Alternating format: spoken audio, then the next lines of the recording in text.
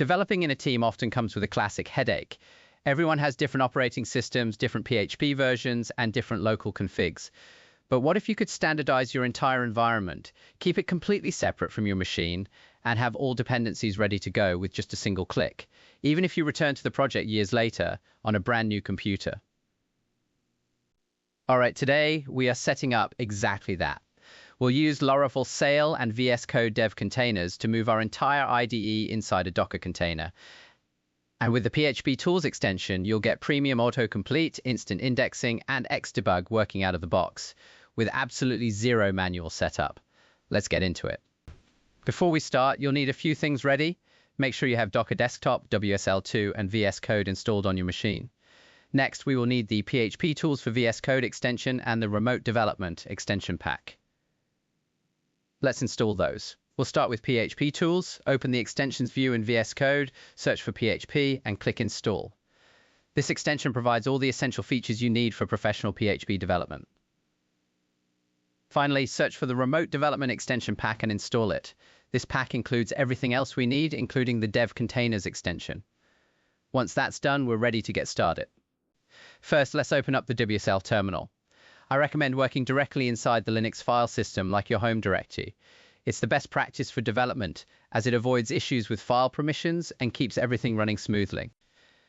Now we'll download a fresh Laravel installation using this command. Notice the query parameters here. We are explicitly asking for MySQL and Redis, and the dev container argument tells the script to pre-configure Sail and our VS Code environment. If you get a Docker is not running error like I did here, even though your Docker is actually running, just open your Docker desktop settings, go to Resources, then WSL Integration, and make sure your Ubuntu distro is checked. Then go back to VS Code and run the command again.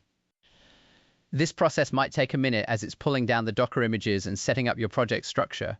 While it does its thing, you'll see the installer automatically configuring your local environment so that everything from the database to the cache is ready to go without any manual configuration. Once the installation finishes, navigate into your new project folder. In VS Code, click Open Folder, head into your Ubuntu directory, and select the project folder you've just created. Let's open the devcontainer.json file, which you can find inside the .devcontainer folder. You might notice that VS Code is already asking us to reopen in container. That's because it automatically detected this configuration file. However, do not click on that just yet. We want to customize our environment first. This file is the brain of our operation. It tells VS Code exactly how to build our environment. To get full PHP support inside Docker, we'll customize it by adding the PHP Tools extension ID into the extensions array, and we'll also configure the code style formatter to use the Laravel code style. Then, let's prepare our .env file for development.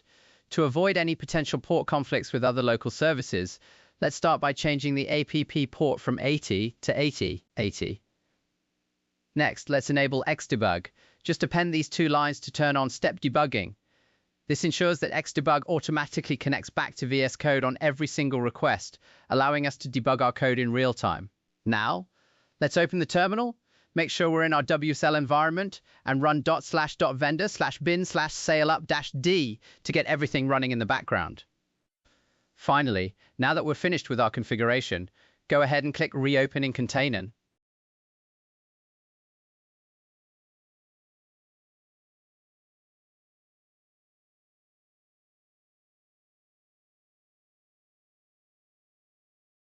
Take a look at the VS Code now. You can see in the bottom left corner that we are inside the dev container. The extensions are now running right alongside your PHP runtime. Let's verify everything works. Open your browser and head over to localhost 8080, and there it is, our fresh Laravel application. To test out the debugger, open index.php inside the public folder. Place a breakpoint on the first executable line, press F5, and click Listen for Xdebug. Now go back to your browser, hit refresh, and boom! The debugger instantly catches the request inside the container, allowing you to step through the program, inspect variables, and stack traces seamlessly. Finally, let's verify Redis and MySQL are talking to Laravel. Open web.php file in routes directory, replace the default route with this script. We'll use the Redis for s.r.o to increment a visit counter and the db for s.r.o to fetch our MySQL version. Next, open resources views welcome.blade.php file and update the body. We'll simply output the visits and OSReal version variables directly in the HTML. Now refresh the page in your browser. You can see the visit counter incrementing and your database version displayed here. This confirms that all our services are up, configured, and working perfectly together. Now that we've confirmed the setup, let's verify we have full control over testing as well. I'll open the test folder and write a simple test case. As soon as I run it, the result appears instantly in the test results pane. Now I'll add a breakpoint right here and select debug test. VS Code pauses execution, allowing me to step through the code in real time. Finally, I'll open the testing sidebar. With a single click on Run All Tests, I can verify the entire suite at once, with all results clearly displayed in the test results pane. If you found this guide helpful, make sure to like the video and subscribe to our channel. And if you have any questions or run into any issues, just leave a comment below. We'll be happy to help. Happy coding, and see you in the next one.